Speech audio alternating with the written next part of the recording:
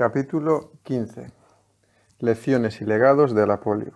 Los brotes de la polio paralítica o de poliomielitis han ocurrido esporádicamente durante los últimos 40 o 5.000 años, pero el mayor brote de polio en los Estados Unidos ocurrió durante solo 40 años.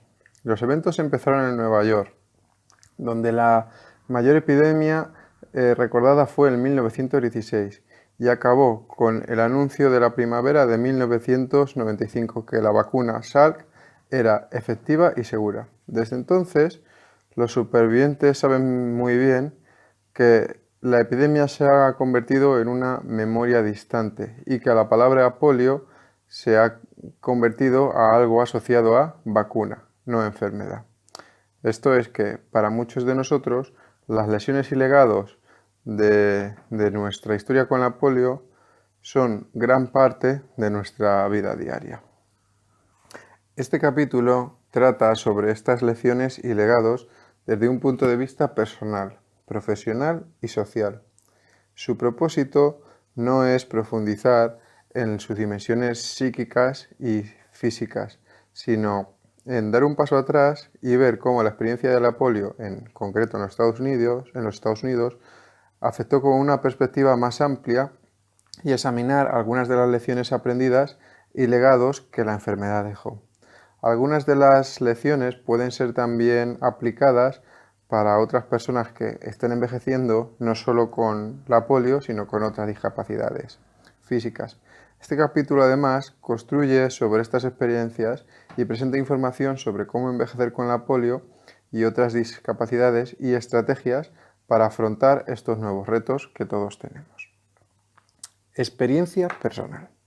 En el plano individual, la polio empieza poco a poco, como una fiebre que, según el curso de diferentes días, se concentra de una manera en una parte del cuerpo y genera una parálisis asimétrica o incluso tetraplegia en casos más complejos.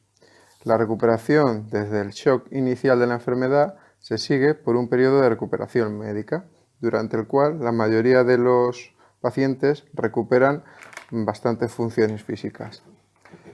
En muchos casos, los pacientes durante los años de la epidemia hicieron recuperaciones increíbles, desde tener unos pulmones débiles a unos pulmones mucho mejores, con coberturas de acero o aparatos de la pierna, aparatos de los hombros, que les daban totalmente independencia. El legado de la negación. Cuando yo tuve polio, tenía 18 años e hice un viaje desde tener pulmones con acero hasta una silla de ruedas. Y luego directamente no tuve nada, no necesité nada más. Esto durante 6 meses, a lo largo de 6 meses. Esta experiencia me enseñó un gran número de cosas, incluyendo la negación. Me había recuperado y, aunque mi brazo derecho estaba prácticamente sin músculo, no me reconocía a mí mismo como alguien discapacitado. Quizás no estaba convencido. Ese tipo de pensamiento mágico aparentemente no era inusual. En un estudio de 14 personas con polio y sus familias que fue seguido a lo largo de la enfermedad durante 2 años, Fred Davis, en el libro Pasaje a través de la crisis, observó la misma actitud repetidamente. Por ejemplo, todos los niños, los cuales tenían aparatos en las piernas, cuando estaban en el hospital no se mostraban ni comportaban como discapacitados, pero sino como personas que vivían una vida normal y que estaban recuperadas y que se querían ir a sus casas. Por fin no necesitaban las sillas de ruedas. ¿Qué hizo este tipo de remarcable cambio neurológico posible donde había hipertrofia muscular en las células? Y su reinervación durante un periodo de entre 6 y 12 meses, donde aquellos músculos debilitados sin células se habían reorganizado en su entorno neuromuscular por el proceso de más brotes en los terminales axónicos. Para muchos observadores, tales como los profesionales de rehabilitación, familias, amigos y los pacientes en sí mismos, la recuperación a veces aparecía no solo de manera completa, sino milagrosa. En mi caso, incluso aún con el brazo paralizado, podía echar peleas con mi compañero de habitación, y incluso que él tenía unos músculos muy fuertes porque él era futbolista. Aprendí a jugar a deportes de raqueta, e incluso mejor con mi brazo izquierdo de lo que nunca había hecho con mi brazo derecho antes de la polio. Me fui a escalar el monte Fuji en Japón, una montaña de más de 3.500 metros, y todo esto en el tercer aniversario desde que tuve la polio. Y en este viaje dejé a mucha gente detrás que no tenían polio, por muchos kilómetros además. ¿Qué iba a pensar? Pues que todo era normal. Pero claro, yo tenía los músculos que tenía. No obstante, podía hacer todo lo que quería hacer. Como resultado, no me consideraba discapacitado. Y porque desde el principio esperaba que todo era así y que estaba bien, nunca pensé que debería estar triste o pensar que me iba a poner peor. El legado del aislamiento emocional.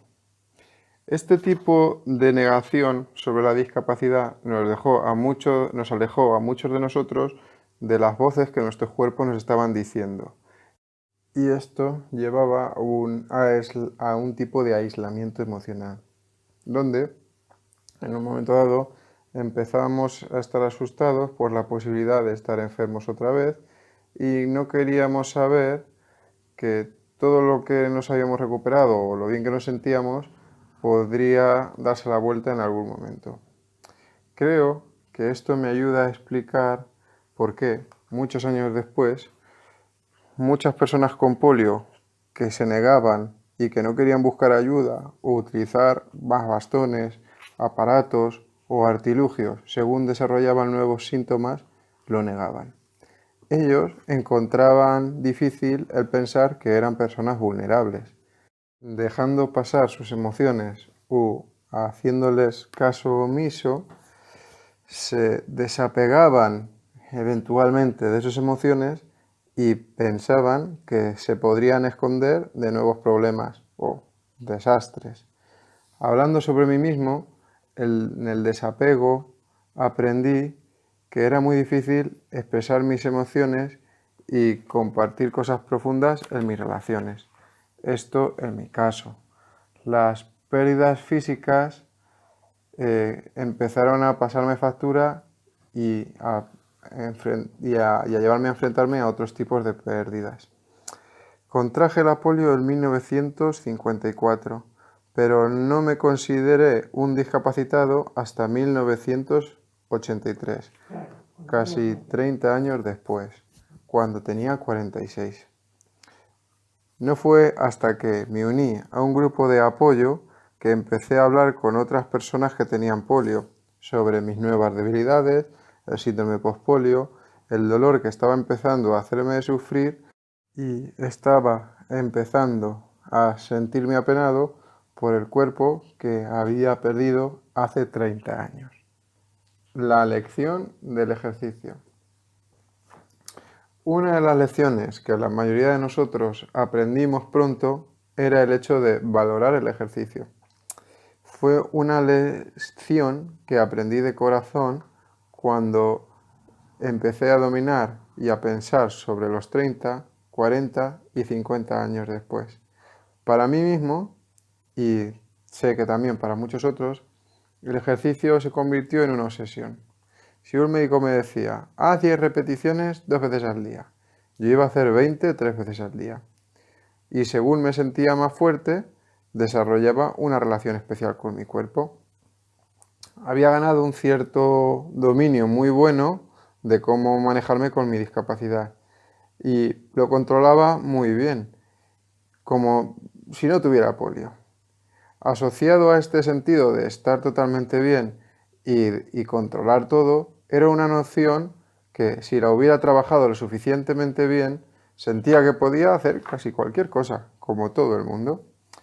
Esta actitud ha, por supuesto, dado la vuelta a mi percepción de una manera como una bendición y como una maldición. Una actitud positiva sobre el cuerpo de uno mismo y sobre la posibilidad de hacer todo y controlar tus extremidades, ir a cualquier sitio, hacer cualquier tarea que se te proponga, hacer muchas cosas, sin esta mentalidad hubiese parecido imposible. Por otro lado, según apretaba mi cuerpo más y más, como si no hubiera dolor, cuando mis músculos me estaban empezando a decir que no, y cuando un descanso razonable debería haber sido hecho. Esta actitud positiva también significa que en los años recientes, cuando hemos aprendido a visualizar las nuevas debilidades del síndrome postpolio, de que nuestra respuesta no fue de moderación, sino de achuchar el cuerpo un poco más. En esencia, entonces, un músculo que estaba trabajando al máximo de su capacidad, pero sin reservas, estaba desempeñando el equivalente de una maratón diaria. Esto es, llevar los músculos al extremo de manera diaria y regular. Con el tiempo, este agotamiento de los recursos resultó que, además, sin otros mecanismos que compensaran el cuerpo, no se podía producir más fuerza. Pero ahora entiendo por qué, cuando los pacientes vienen a mi clínica por nuevas debilidades y otros síntomas, ellos creen que hacer ejercicio y moverse más va a ser el elixir mágico. Impacto en la medicina rehabilitatoria. La polio y la medicina rehabilitatoria se han ayudado mucho el uno y el otro.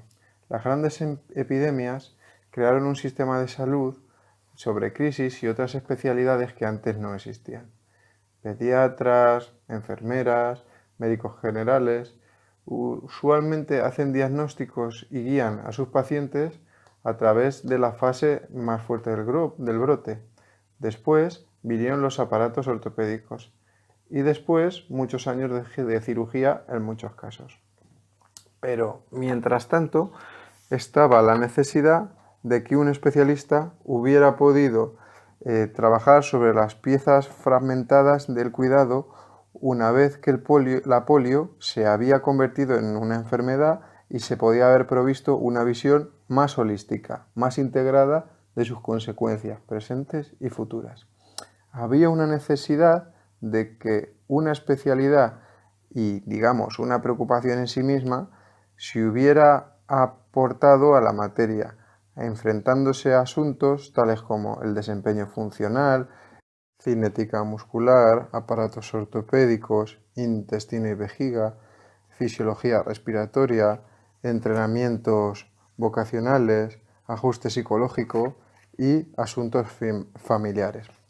Finalmente, existía también la necesidad de una especialidad que le diera valor al trabajo de trabajar junto a profesionales de la salud en equipos multidisciplinares. El legado de la polio y la medicina de rehabilitación. Aunque los profesionales en el incipiente campo de la psiquiatría no pudieron adecuadamente afrontar todas estas necesidades descritas, en muchos casos los múltiples requerimientos de la polio y lo que los pacientes demandaban ayudaron a que el reto de diferentes especialidades creciesen y se expandiesen hasta definirse a sí mismas. Por estas razones, la polio era la enfermedad prototípica sobre la medicina rehabilitatoria y para tratar a los pacientes de polio adecuadamente se requerían lugares especializados, así como personal y programas. Muchas de las mejores y mayores plataformas de rehabilitación y lugares a lo largo de Estados Unidos hoy empezaron hace 50 años como centros de polio. Y cuando los brotes de la polio desaparecieron, muchos de estos centros aplicaron su experiencia para expandirse a un grupo de enfermedades crónicas y de discapacitados, para ambos, niños y adultos.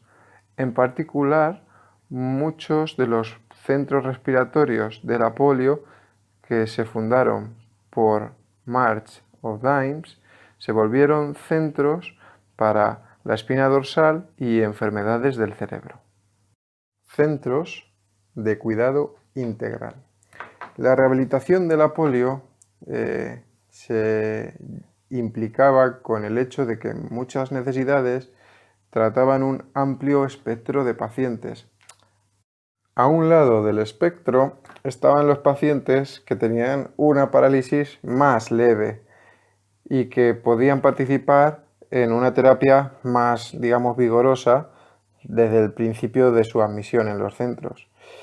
El mayor problema para muchos de estos pacientes era simplemente el poder modular su entusiasmo, previniendo así futuras lesiones y dolores por trabajar demasiado fuerte o demasiado rápido. En el otro lado del espectro estaban aquellos que desarrollaron problemas y fallos respiratorios como parte de la infección aguda de la polio. Por necesidad, los doctores, aliados con el personal de la salud, pronto se volvieron muy eficientes a la hora de gestionar este abanico de pacientes. Cuando las personas lo podían tolerar, los profesionales de la salud empezaban tratamientos diarios e incluso a nivel de comunidad salían fuera, hacían visitas, incluso aunque los pacientes necesitasen asistencia respiratoria. Frecuentemente, debido al número de ventiladores que los pacientes requerían y que no había personal suficiente ni aparato suficiente, especialmente por la noche, un grupo de pacientes con ventiladores se ponían siempre juntos en el área del hospital. En caso de que hubiese una urgencia, pudiesen acceder a estos dispositivos.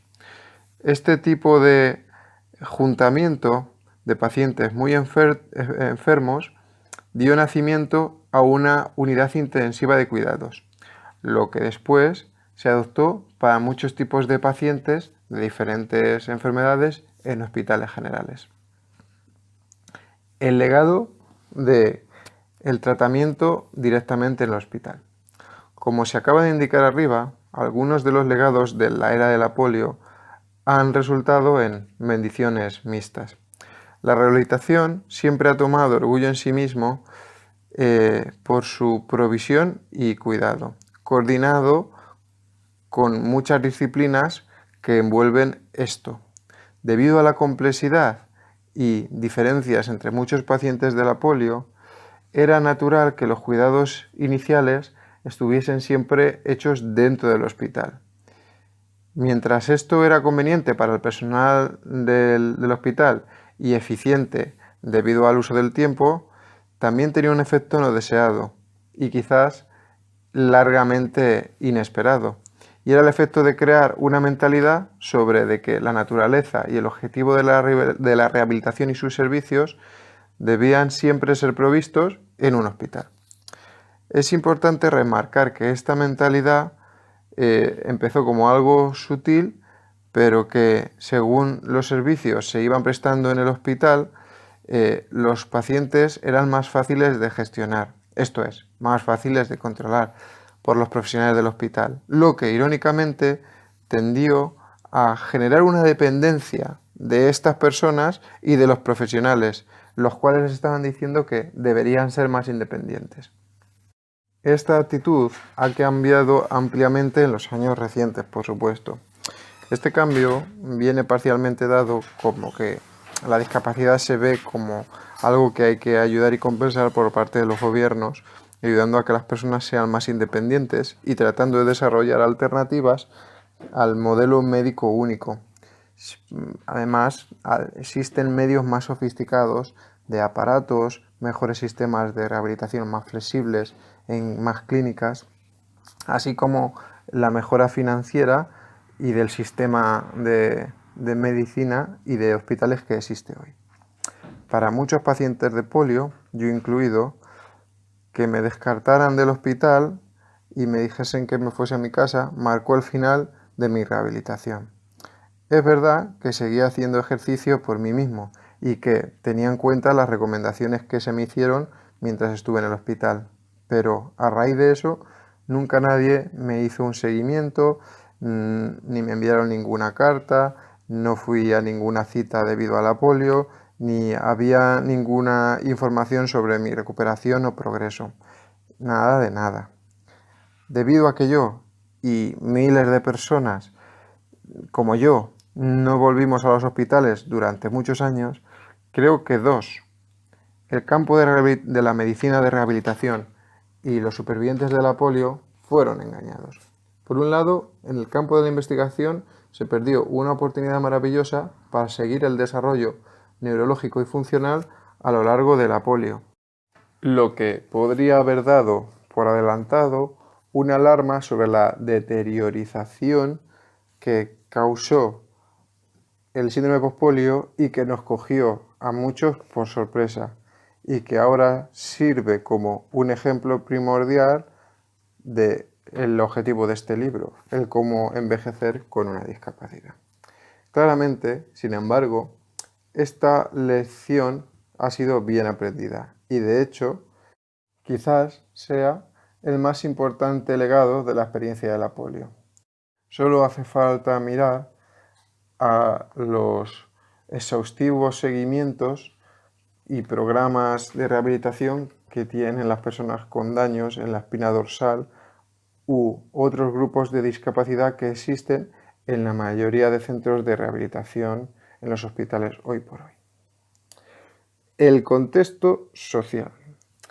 En el contexto social, el principal legado es que la polio, así como sus supervivientes, han sido mayormente olvidados. Es interesante especular por qué y cómo esto ocurrió. Aunque la mayor epidemia de la polio ocurrió entre 1930, 1940 y en 1950, cada vez había más y más personas, más de 52.000 personas tuvieron polio en 1952 solo en Estados Unidos, los números en sí mismos no hicieron de la polio una enfermedad importante. Como observa Davis, las estadísticas epidemiológicas en sí mismas no pueden mostrar el horror y pavor que la polio había mostrado o como había sido vista, o simplemente por la consideración especial de que se había extendido por muchas víctimas.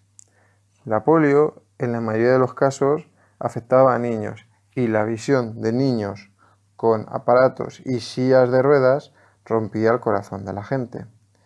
Nadie supo qué iba a pasar después.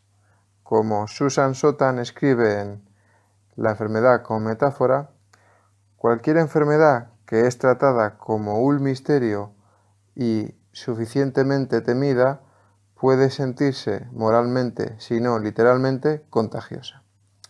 Por otro lado, la epidemia de la polio trajo un extraordinario miedo a la infección, a la parálisis o incluso a la muerte, y más sutilmente un sentido de vulnerabilidad moral. Por otro lado, había una tendencia de romantizar al superviviente y, de hecho, durante un tiempo, muchas comunidades y enormes comunidades se convirtieron en grupos de apoyo. En muchos lugares, a las madres se las identificaba como la primera fuente constitutoria de trabajo que establecía una labor de puerta a puerta, de voluntariado y de campañas de recogidas de fondos. Esto creó el impacto de una cruzada, la Cruzada de las Madres, o como March of Dimes luego dijo, la Marcha de las Madres en contra de la polio. Era una buena pieza de marketing y representa la primera vez que las madres y sus instintos emocionales se utilizaban para preservar a la familia de esta manera y que fueron explotadas en favor de la ciencia o, más acertadamente, en favor de captar fondos. Esto es, en Estados Unidos como sociedad, se utilizó el sufrimiento de los pacientes de la polio y la culpa de aquellos que habían sobrevivido sin ser afectados por la polio para crear una industria muy productiva.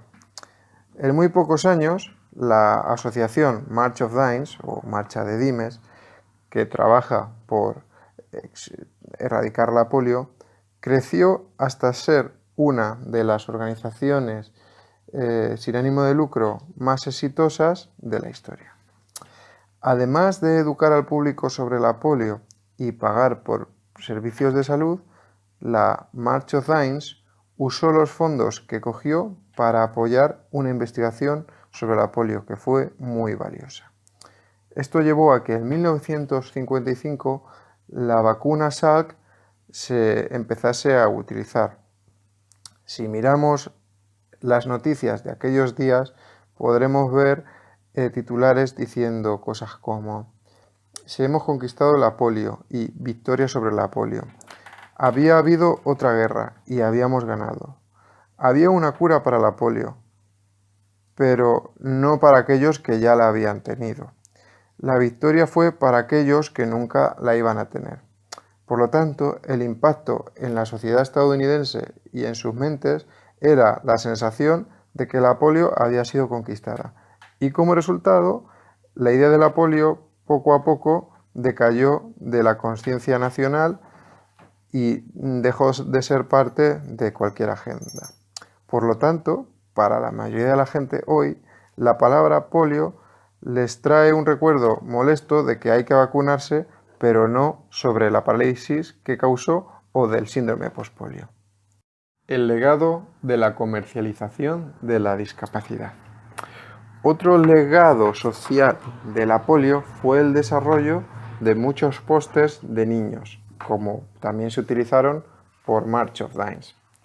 Era una manera ingeniosa de conseguir fondos y exitosa, y que desde entonces ha sido adoptada por muchas otras ONGs o organizaciones que quieren conseguir fondos.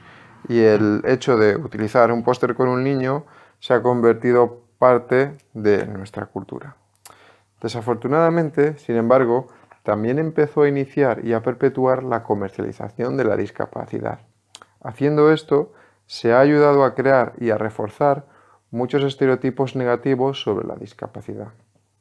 También ha marcado el principio de muchas organizaciones para captar fondos, donde han puesto sus esfuerzos para definir cómo percibimos y qué deberíamos pensar sobre la discapacidad. Normalmente, además, solo ciertos niños y los niños que eran elegidos para los pósters tenían ciertas características. Esto es, que inevitablemente había una competición sobre ello. Por ejemplo, en un póster para captar fondos, un niño no podía estar demasiado enfermo, por ejemplo, con pulmones artificiales, o demasiado bien, por ejemplo, con una deformidad no visible en el brazo o en la pierna. Tenían que ser graciosos, pero mostrar una necesidad obvia, además de algo que captase la atención. Sobre todo, no deberían ofender. Los mejores candidatos eran usualmente niños pequeños con sonrisas brillantes, con largas piernas con aparatos.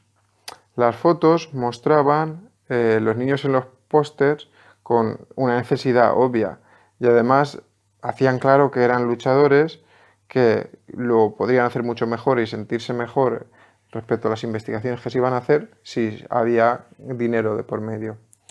Así fue que los niños de los pósters se convirtieron en estrellas al fin y al cabo, y luego a niños olvidados con enfermedades. Y ahora, 40 o 50 años después, muchos de estos niños están desarrollando nuevos problemas de salud con relación a su polio, esto es, el síndrome postpolio. Pero esta asociación, por ejemplo, como la Marcha de Dimes, pues los ha abandonado.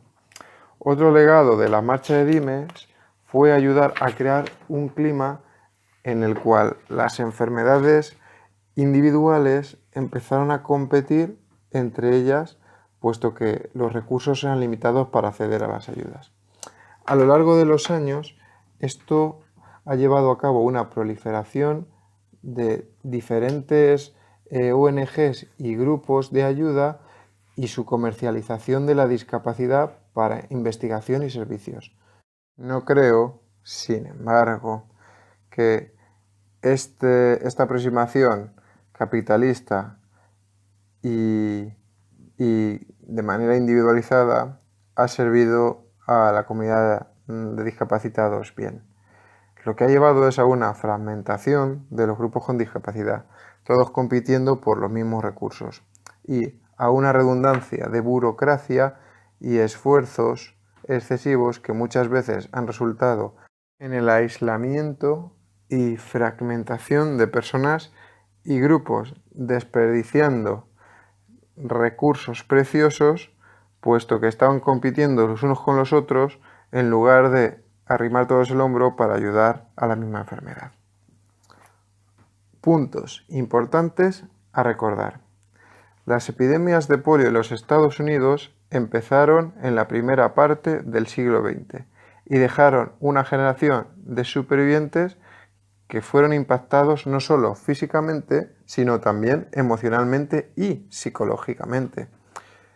Estas personas tienen muchos legados, entre los que se incluyen la negación, el aislamiento emocional y un deseo intrépido de ganar y mantener el control de su cuerpo.